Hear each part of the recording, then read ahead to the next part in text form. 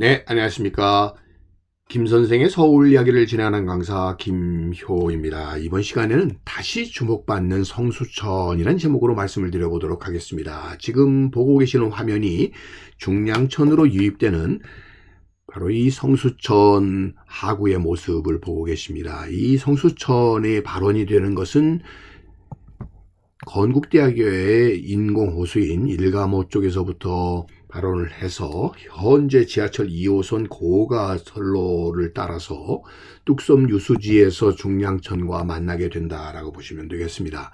바로 이 하천이 중량천과 만나는 이 지점이 현재는 중량천 하류철새 보호구역으로서 이 지역이 됐을 정도로 대단히 생태 하천으로서 중요한 위치를 차지하고 있습니다만, 원래 이 중량천은 가장 오염이 심한 하천 중에 하나로 이렇게 기록됐던 것이죠. 그에 비해서 오늘날에는 이제는 이렇게 바뀌어 나가서 정말 살고 싶은 동네를 이루게 되었었던 이 중량천 변의 모습으로 변모했다고 보시면 되겠고요.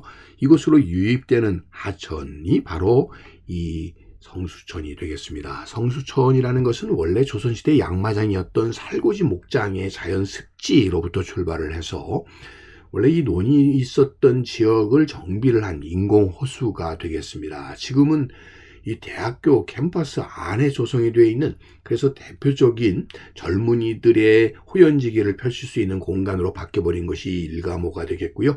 여기에서부터 흘러나와서 성수천이 이렇게 형성이 되었다고 보시면 되겠는데, 현재는 복개가 되어서 도로로, 6차선 도로로 이렇게 변모해버리게 된 것이 바로 성수천이다라고 보시면 되겠습니다. 일찍이 이 시기에 소위 목마장이 있을 당시에 말이 물을 먹을 수 있는 이런 호수로부터 출발했었다라고 하는 것을 이 지도를 통해서 확인해 볼 수가 있겠고요.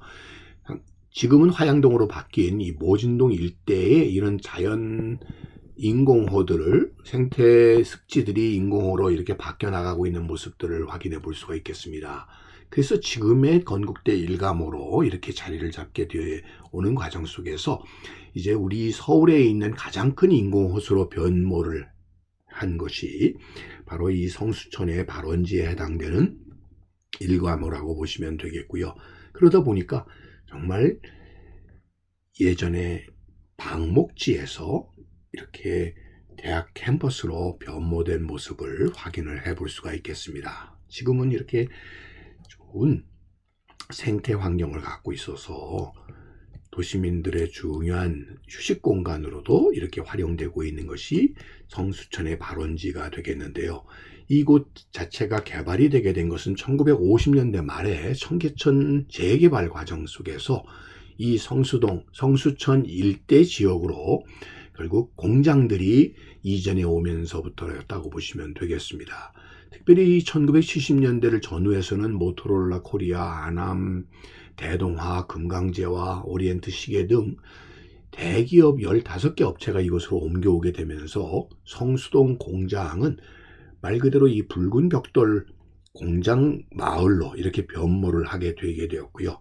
이 성수천을 따라서 이들 근로자들을 수용할 수 있는 이런 연립주택들과 더불어 2, 3층 높이의 공장들이 이렇게 들어서게 되었고, 그래서 성수동 하게 되면은 바로 이렇게 서울의 대표적인 공업지역으로 이렇게 변모를 하게 되었다라고 보시면 되겠습니다. 그래서 이전에는 배추밭이 있었던 이런 성수동 일대가 대규모의 공장지대로 바뀌게 되었고, 그 면모를 지금도 우리가 확인을 할 수가 있어서 성수동 일대에 이렇게 붉은색 공장, 창고 건물, 공장 건물들, 그리고 연립주택의 모습들을 지금도 우리가 확인을 해볼 수가 있다라고 보시면 되겠습니다. 결국 이런 상황 속에서 성수천이라고 하는 것 자체가 오염이 높아질 수밖에 없었고요.